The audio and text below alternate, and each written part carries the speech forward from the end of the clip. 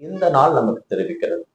இந்த அமைதியின் மெழுகுத்திரியை நாம் ஏற்றுகின்ற பொழுது, இந்த அமைதியின் மெழுகுத்திரி ஆலயத்தில் மட்டுமல்ல, நம் உள்ளங்களிலும் ஏற்றப்பட வேண்டும் என்பதை தான் திருவருகை காலம் 2ஆம் வாரம் நமக்கு சொல்லுகிறது.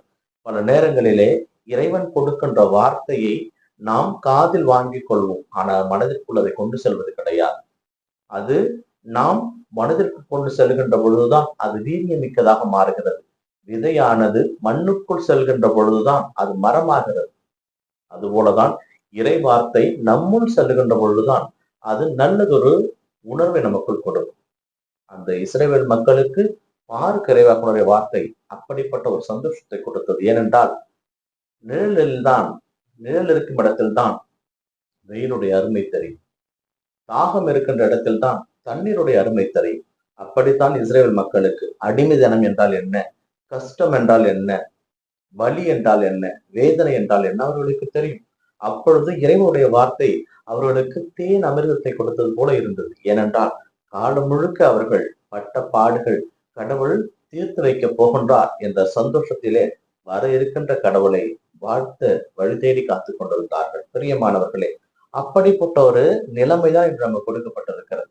திருத்தந்தை 2ஆம் யோவான் மிகவும் வருத்தத்தோடு சொல்லுவார், இன்றைய காலகட்டங்களிலே மனிதர்கள் பாவம் என்ற ஒன்றை மிகவும் சாதாரணமாக செய்து கொண்டிருக்கிறார்கள். அவர்களுக்கு பாவம் புண்ணியம் என்கின்ற வேறுபாடு தெரியவில்லை. அப்படி இருக்கின்ற பொழுது இவர்கள் கடவுளின் அன்பை எப்படி சுவைத்து பார்க்க முடியும் என்ற ஒரு கேள்வியை எழுப்பியிருப்பார்.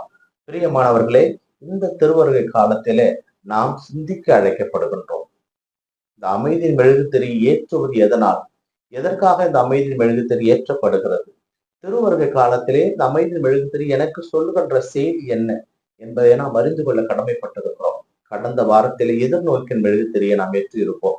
வர இருக்கிறவரை எதிர்நோக்கி காத்து கொண்டிருக்க நம்மையே நாம் ஆயத்தப்படுத்த வேண்டும் என்ற அழைப்பை கொடுத்தது. இந்த வாரத்திலே அமைதியின் மெழுகுத்திரி ஏற்ற வேண்டும் என்றால் அவர் அமைதியானவர், அமைதியின் உருவம் ஆண்டவர். அந்த ஆண்டவரை நாம் எதிர்நோக்கி காத்து கொண்டிருந்து வரவேற்க தயாராக இருப்போமானால் நம்மில் அந்த அமைதி தங்க வேண்டும். அந்த அமைதியை நாம் மற்றவரோடு பகிர்ந்து கொடுக்க வேண்டும் என்றால் உனது சின்ன பிராணம் சொல்லுவார், நீங்கள் ஒருவரை ஒருவர் கடித்து விழுங்குவதை நிறுத்துங்கள் என்று. இன்றைய காலகட்டத்திலே அமைதி என்பது எட்டாக்கனியாக இருக்கிறது.